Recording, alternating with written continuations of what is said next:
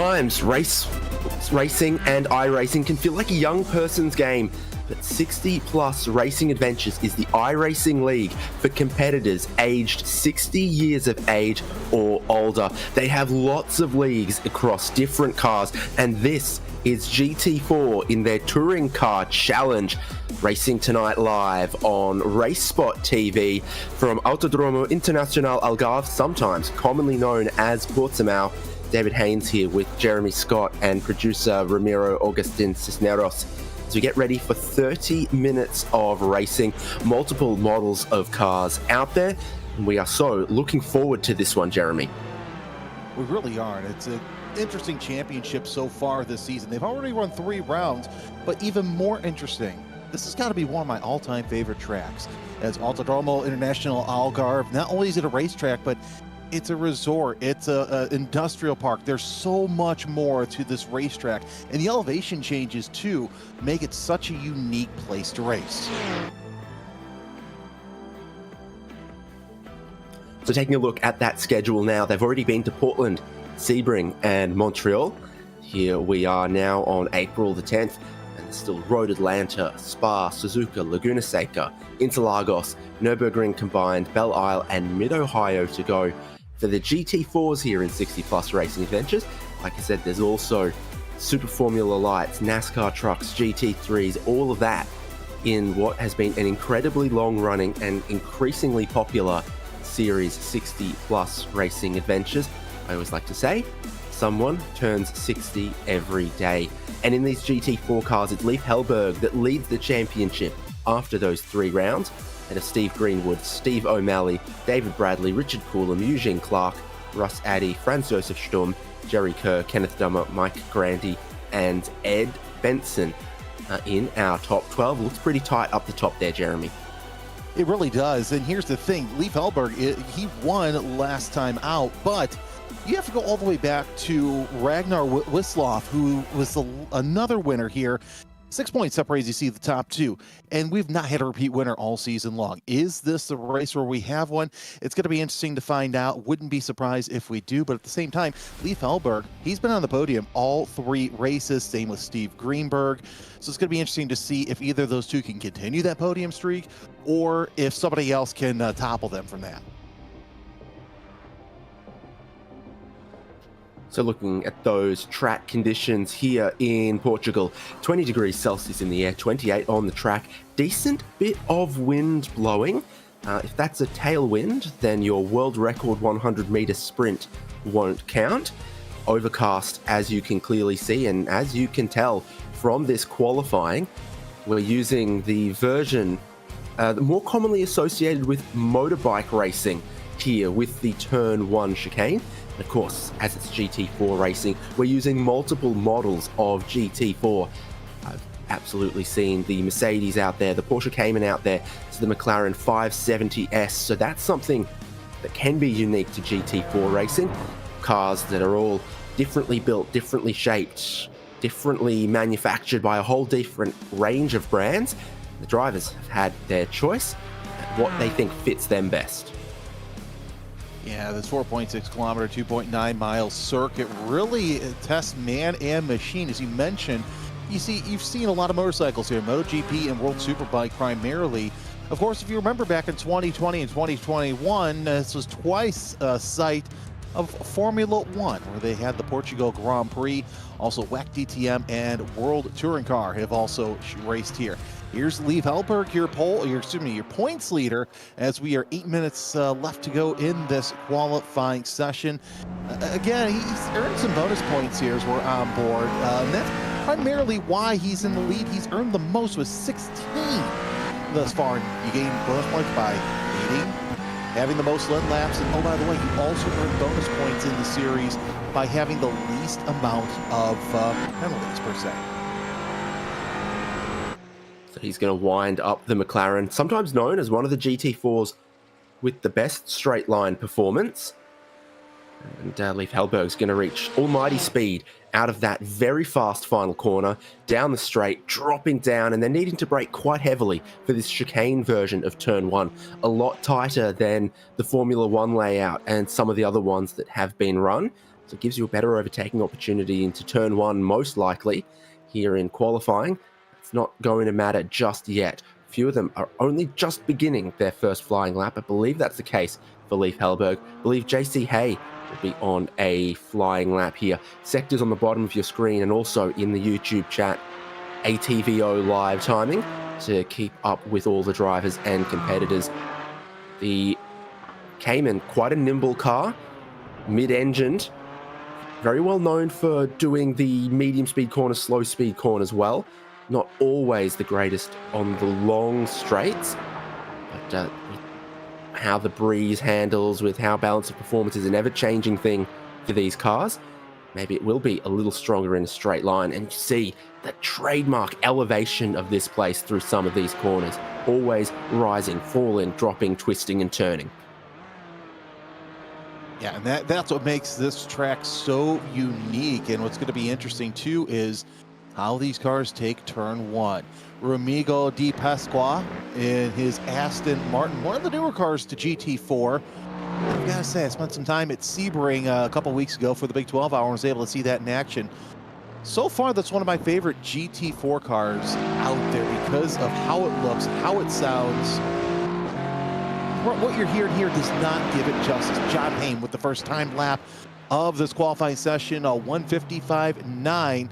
That is top so far as drivers making their first flying laps of the session. So starting to see those first efforts come through.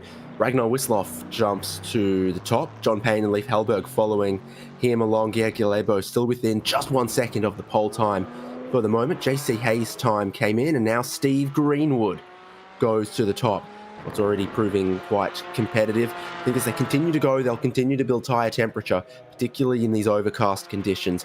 And those times still have a little bit of room to tumble. Jerry Kerr doesn't have a lap time in just yet. He's a minute around on his lap here, when we're seeing the pole is a minute 55. Remigio Di Pasqua takes that Aston Martin and goes into fifth, utilizing as best he can its 4-litre turbocharged V8 engine. Franz Josef Struve is coming down the straightaway. Across the line, a 2:04.5 is his time on the clock so far. The German driver comes down into turn one to complete yet another lap. 4.5 minutes left, so still plenty of time for somebody to log something on. Here comes Russ Addy in that 111 Martini liveried Cayman. He logged a time yet? No. So he is yet to get a time. This is the first flyer. He's on sector 3. Let's see if I can get a good sector time. 36.7. That would put him in the middle of the pack right now if we just went by sector times. But Jerry Kerr with a 2:08 as well. Let's stick with Addy here as he comes down through Galp, turn number 15, across the line. That'll put him right near the front as well.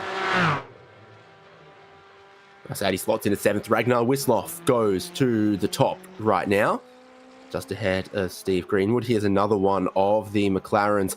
It's such a long final corner. Some cars it's easily flat out. Some cars it's more of a challenge. Ed Benson with a tighter run out of the corner. Earl Setzer also coming out of the final corner, rising up over that little crest onto this sort of tabletop start finish straight, because you rise up onto it and it drops away at the end as well. More lap times come in. Earl Setzer looks like he is done after that, and Ed Benson is yet to log a time. Same too is true for Franz Josef Sturm as he brings his BMW around, the newest spec BMW. There are a couple of GT4 cars around and kicking there that we'd love to have on iRacing. Meanwhile, spoiled for choice, you've got the old and the new version of the BMW. I believe they call them F82 and G82. Yeah, pick your pleasure, pick your fun. Is Sturm with a 58.9, so he improves to 11th. Still got Di Pasqua out there, and there's Ed Benson in the number 20. If we can get some sector times, but he could also be on a Flyers. We have 2.25 minutes left in the session. Sector 2 already. Again, time to beat is Greenwood with a 54.9. Addy also on a flyer. Last time by 56.6 to see if he can improve on that in his 111, but we're watching the 20 of Ed Benson. Benson and his McLaren setting up through 12, 13, and 14. So he'll get ready here to complete another lap with just under 2 minutes left, David. Quick times from our front row provisionally so far, but again, anything can happen here in the next couple of minutes, a couple seconds, I should say, qualifying.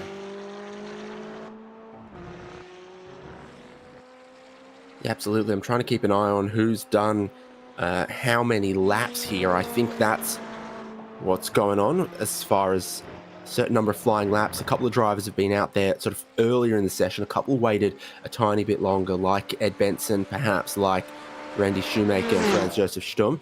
So all the way around and looking for a lap time, it looks like Ed Benson doesn't get one.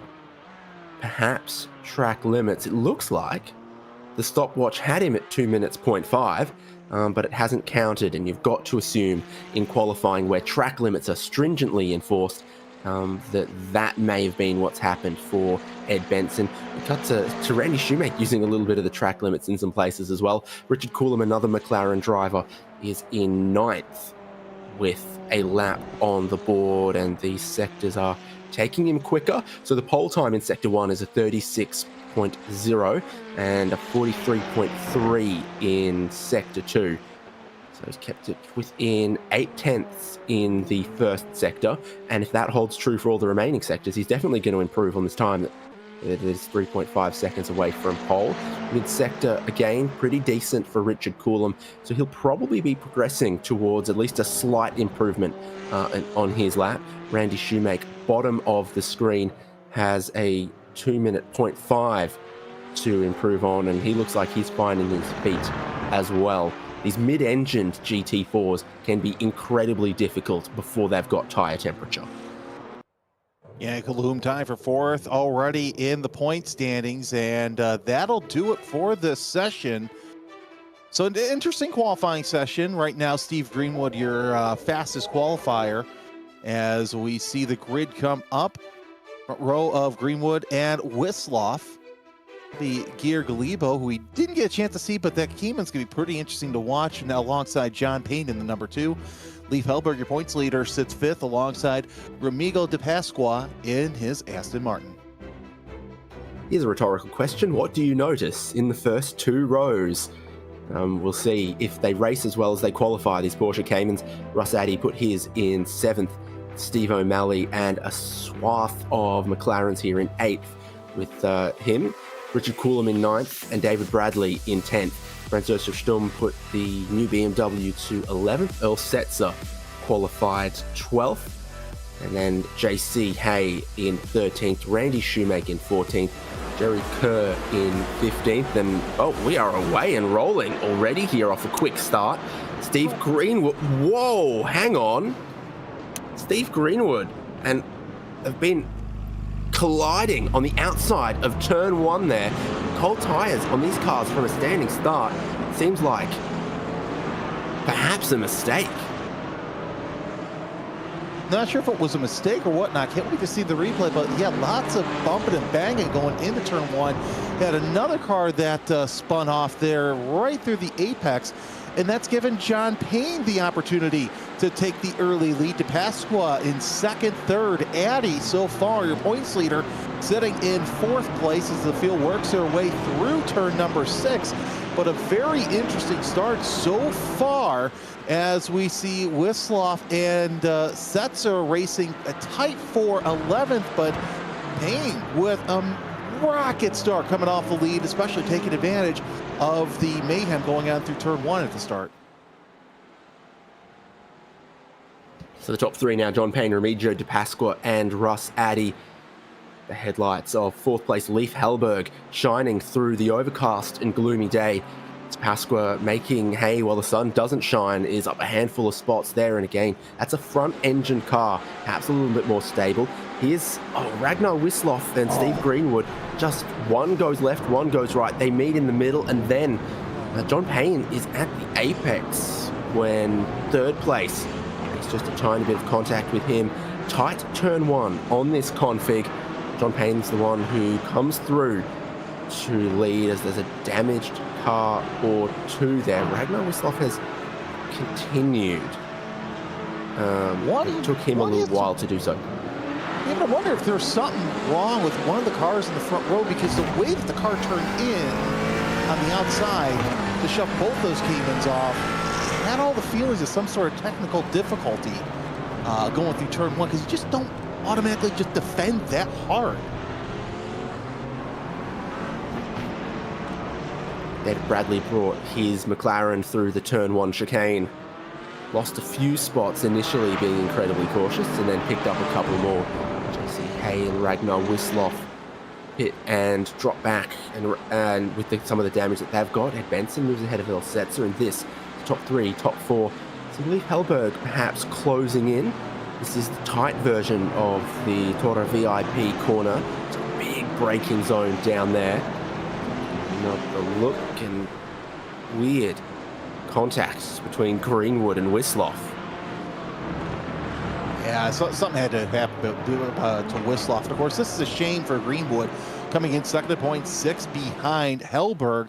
And Hellberg sitting in fourth. This is just going to help his points lead. I wouldn't be surprised to see Greenwood fall 3, 4, 5 spots, as we see Payne trying to do what he can to keep Di Pasqua ahead of him.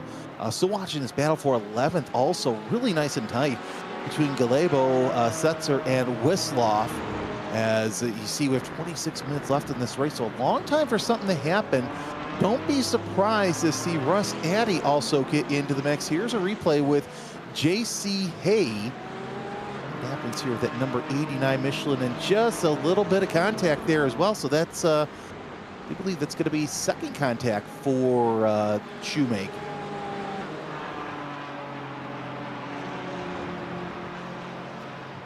Out the final corner, looks like Russ Addy in third position has warmed up the tyres on his Cayman, got a little bit of speed in the toe here. Hellberg just behind as well. John Payne's lead out past 1 second to the end of this lap was a lot closer. So it looks like a battle for second, third, fourth beginning to kick off. Di Pasqua in a little hot, Leif Hellberg in a little hot. Remigio Di Pasqua masters the switch back there to keep some of the pressure on, and Russ Addy, I thought, placed his car well. Circuit with a lot of changes of direction where you can easily place your car a little wrong going into a few of these corners. So he keeps some of the pressure on the podium positions. And in the battle for ninth, Ed Benson leads Galebo, Ragnar Wisloff, and Earl Setzer. And of course, this battle for second place is exactly what John Payne wants, because he's able to now open up an extra half second from when they crossed the line last time by. Half second separates Addy also from Hellberg, so nice tight battle for that bomb step of the podium. We're also watching this battle for ninth place as Benson trying to hold off Galebo and Wisloff deep on the brakes through turn number 6. Didn't think he was going to make that corner, but he was able to really get on the binders and get through there. So you got two great battles going on right now, as also the battle for 6 heats up with Stum and Colomb battling there. Stum ahead of Colomb a couple corners ago. Yeah, Strummy's qualifying in that BMW, had the best BMW, I think, outside of the top 10, but he's 6th now and seemingly finding his stride. He moves up a spot. Ed Benson maintains quite a bit of pressure, and there's another sort of different little bit of car placement from a few of them. Fast corner leads into a tightening corner, a little bit more curb than you'd expect from Gia Galebo. Has Ragnar Wisloff, driver who qualified on the front row of the grid, now breathing straight down his neck. Yeah, it was interesting to see him take more of the defensive line. Now we're working our way through Galp. Here's Strum. Oh, nice little wiggle to the inside to get around Colomb for position. I saw that on timing, but really looked a lot better, obviously, in person, as this battle for second place heats up once again between Di Pasqua and Addy. Seems like wherever you turn, David, there's such a great battle for position, whether it's a second, 6th, or 9th. As we're only 23 minutes in, and in fact we have 3 great battles going on. It's fantastic. I'm bored with Addy, as we're deep out of the brakes heading towards turn number 6. And that's where it seems like Addy's car is fully set up, is for these deep braking zones. Because you see him catch up to Di Pasqua in 1, in turn 6. Wouldn't be surprised if you see him catch up in turn 9. Got to be one of the greatest teams. Team Italian Turtles, Micio Di Pasqua. Seems to be missing some teammates from this one, but I believe they're very active in the 60 Plus Racing Adventures GT3 series. I saw a picture of at least 4 or 5 of them at Monza in one of the races. So one of the speediest Italian turtles you'll ever come across, except for the Teenage Mutant Ninja ones. Those turtles are pretty rapid as well when they need to spring into action. John Payne, he's still just pacing these guys. So not a 2-second or 3-second lead, but varying between 1.2, 1.4 seconds. I'd suggest is comfortable enough at this racetrack. Here's some of the different lines towards the final corners. Ragnar Wisloff still being held back in 10th there behind Gia Galebo. Bottom of your screen, top of screen. It's about who's got thunderous horsepower down the front straight to try to close in the slipstream in the fastest part of the racetrack before they have to really slow through the turn 1 motorcycle chicane, and Di Pasqua just keeps Russ Addy behind. And something interesting that I noted last time by through turn number 15, Addy was catching up to Di Pasqua, but hit a bump there in 15, so kind of lost a little bit of momentum, and would have been a lot closer this past time by between the two of them. Going into that heavy braking zone to turn number 6. 0.3 of a second separates the Aston from the Porsche, as John Payne, yeah, he just can't shake the two of them right now, as that gap shrinks just a little bit to about 1.2 seconds, separating Payne from Di Pasqua.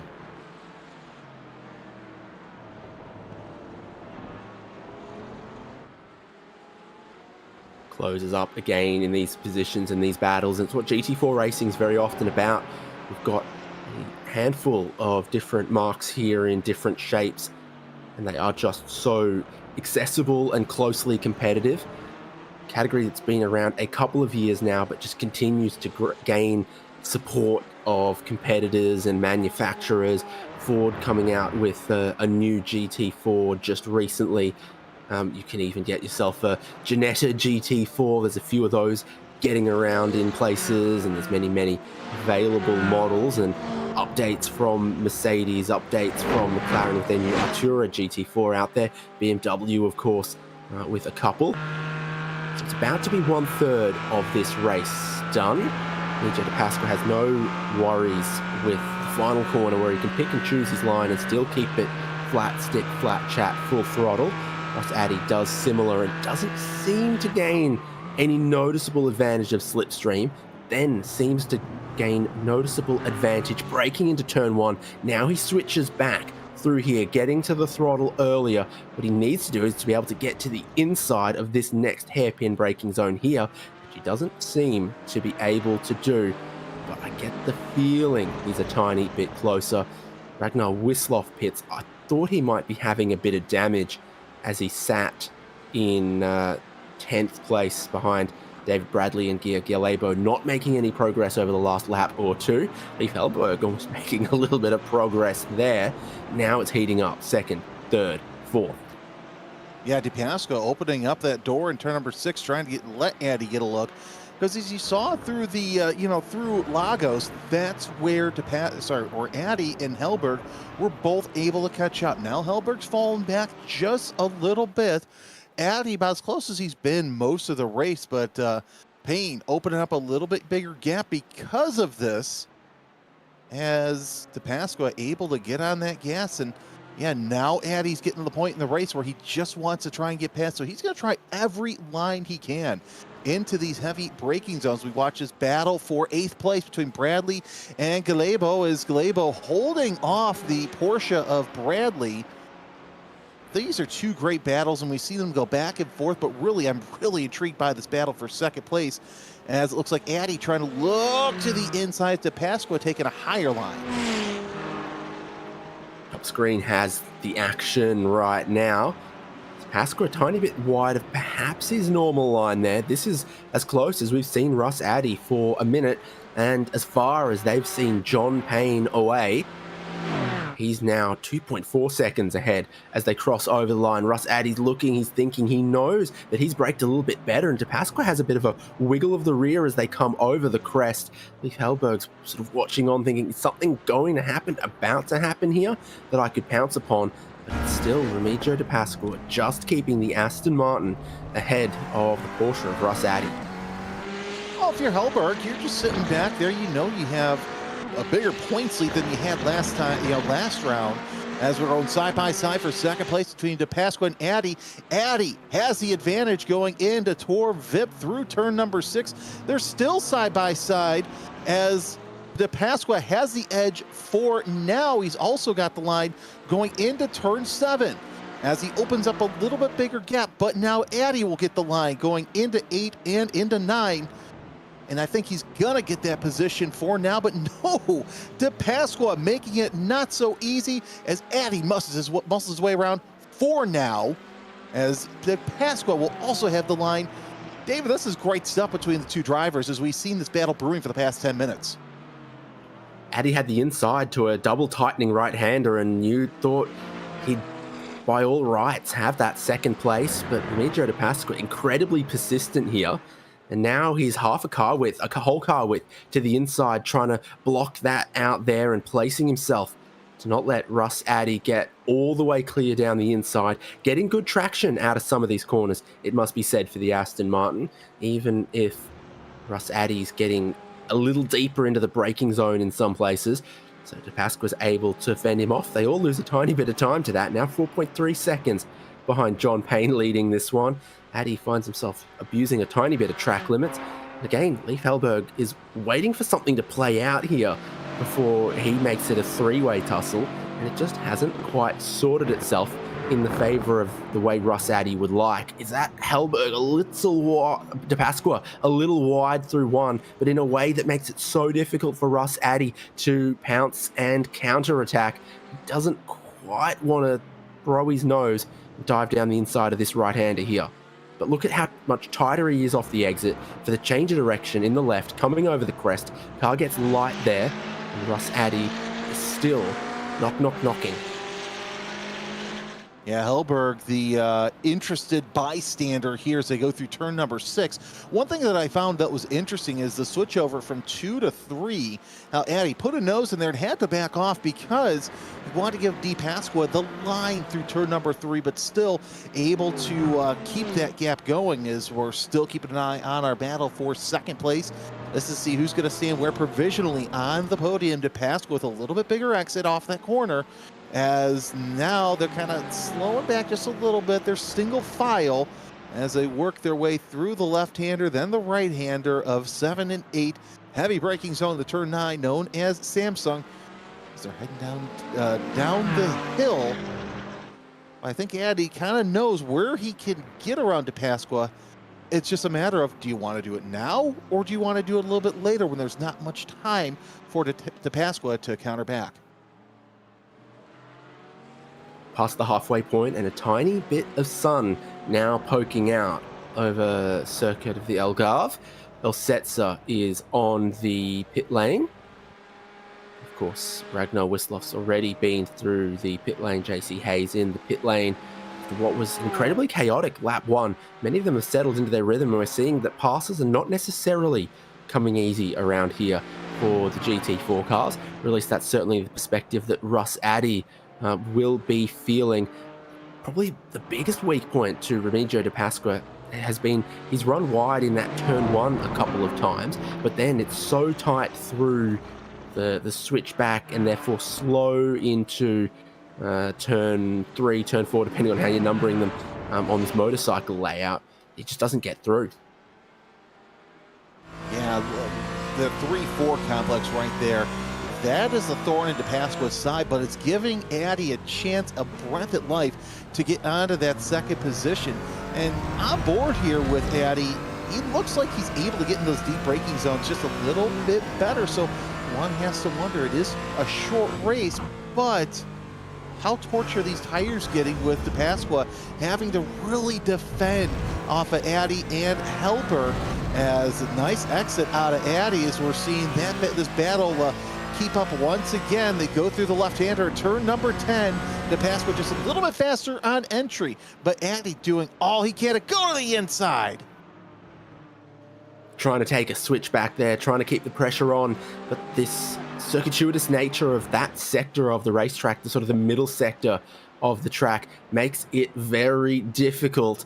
DePasqua holding on to his second, runs a little bit wide there. Now they're going to be neck and neck again, but Russ Addy's going to have to go around the outside of a part of the track that he wanted the inside line for on a previous occasion. But if he can just keep a little bit of overlap, then he can claim a racing line, make Remigio DePasqua run a slightly different one, and perhaps go all the way around the outside of the final corner here.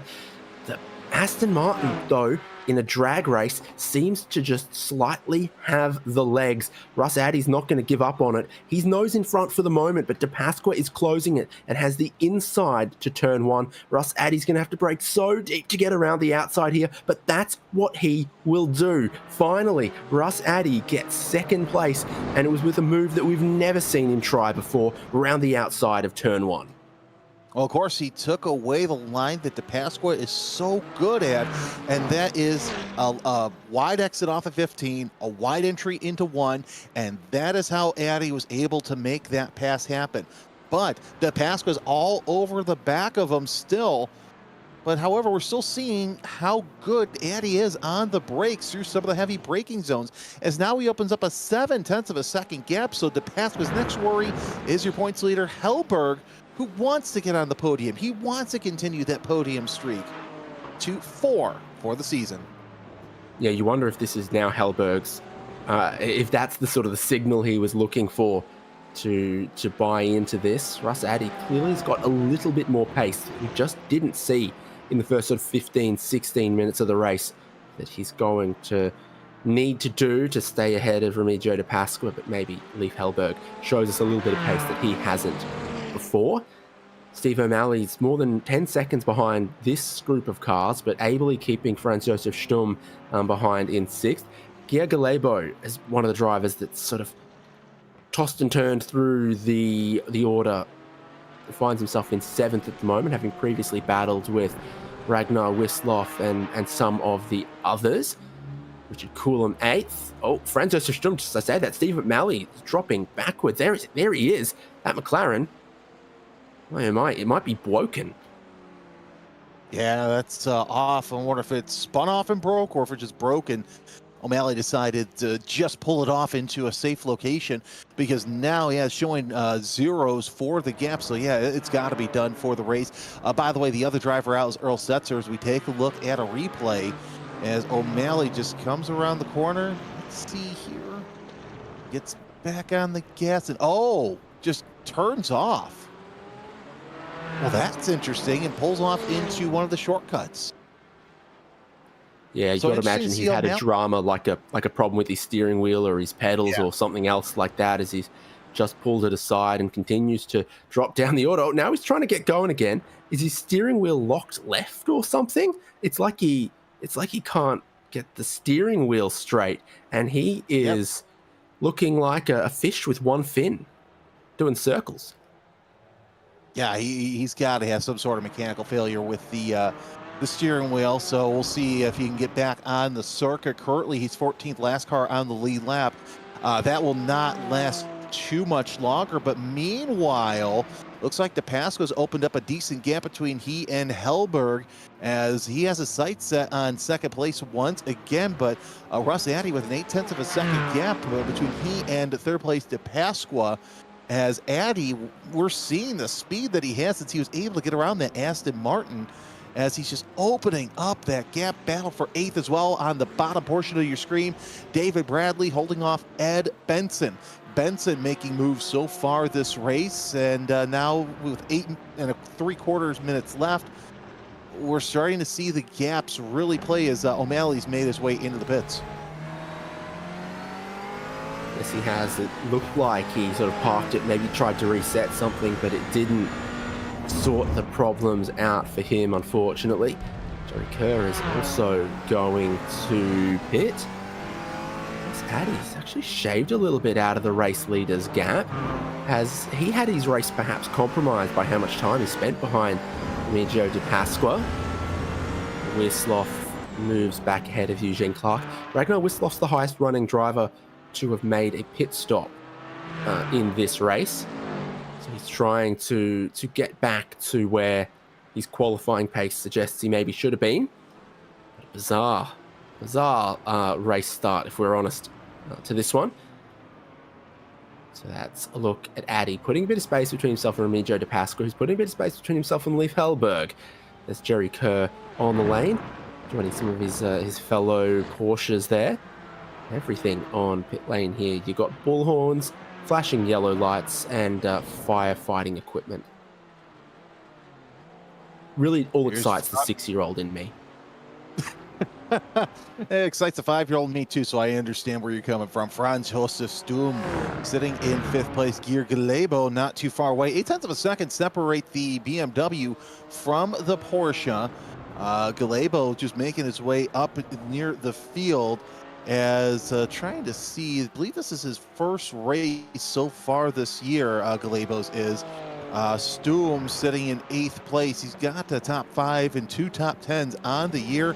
Now we look on board with Colomb and Benson. This is another battle we're watching. It's McLaren on McLaren as the field works their way around. And look at who's sitting there as well. David Bradley rolling into this battle for 7th place. On board with Benson. You see the different lines, and that's what's interesting here about Algarve. You have your racing line, but at the same time, David, you can run a different line and maybe run a little bit faster than the driver ahead of you. There's a few sort of little sweeping bits that are flat out, and some drivers sort of really open that up. So pretty sweeping through here and then tightening late. So some drivers really go from a wide entry through those sweeping ones, and other ones think, well, I can take this tighter line flat out as well, so I'll take the shorter distance rather than opening up the arc a little bit, is sort of some of the different ways that they approach this. 6 minutes to go. McLaren here in 7th, 8th, and 9th. Galebo's trying to put pressure on a BMW with his Porsche, but here just a little look from Ed Benson, and I reckon it psychologically does the work more than it does performance-wise. Ed Benson moves into 7th. Yeah, the mirror trick usually works for some drivers. Others, they just block it out of their minds and just let the driver try and do their best. Again, this is the battle for 5th place between Sturm and Galebo. Galebo has reeled into about a half a second over the German driver driving a BMW. Boy, is it poetic to see that. And that paint scheme looks great on that M4 as well. So significant difference of best lap here. Franz Josef Sturm's best ever 157.4. Geir Galebo, one of those Porsches that qualified on the front 2 rows of the grid. He's got a best lap in the 155, so he's closed this gap quite quickly, and the peak of his performance is better than Franz Josef Sturm, but Sturm's been incredibly consistent this race, and that's how he's ended up in the top 5. Many others have battled and damaged their cars and fallen away around him, and he's just snuck his way into the top 5.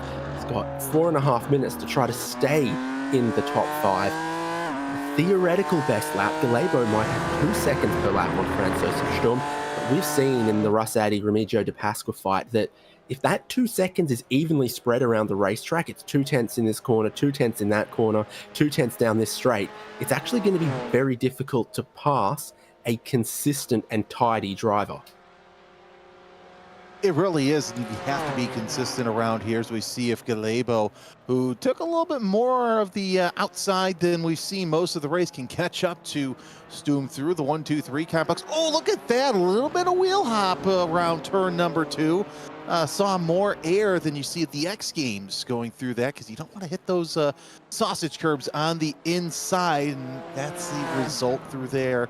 Off to turn 5. Now Galebo can parlay that into a draft as Sturm has a little bit of a defensive line, wants Galebo to really work for it heading into turn 6, and a little too far away for Galebo to make anything happen. So Sturm gets away with that jump for now. Yeah, and this has lit a fire under him because the last lap for Francois Sturm was his personal best of the race. He went and shaved about half a second off the lap times that I was talking about. So there's still a bit more in this BMW in the final phase of the race.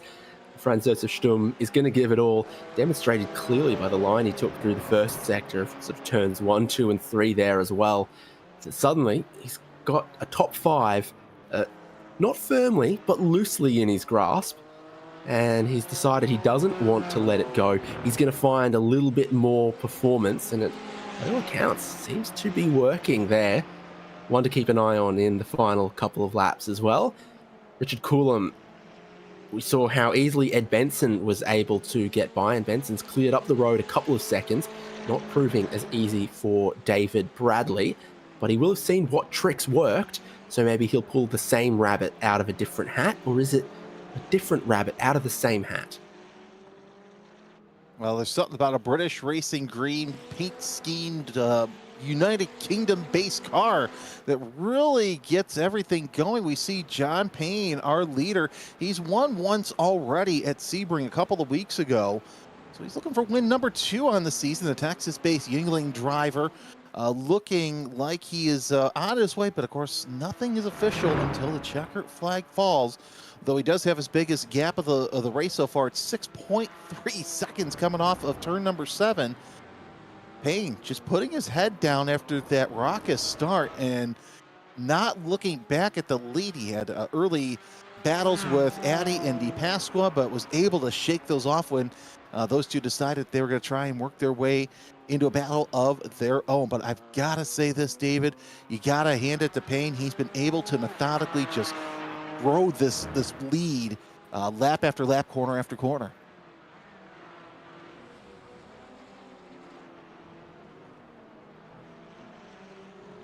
As we're watching the battle for 8th place, I should say, with Coulomb and David Bradley. Half a second still, so Bradley reeling in the 074 Canadian driver as they're working their way through the Portimao 11-12 complex.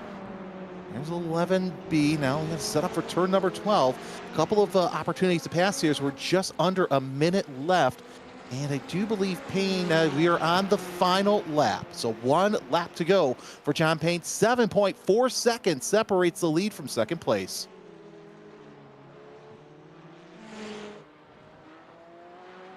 There's your leader, John Payne, as Payne has really left some pain, I should say, on the field.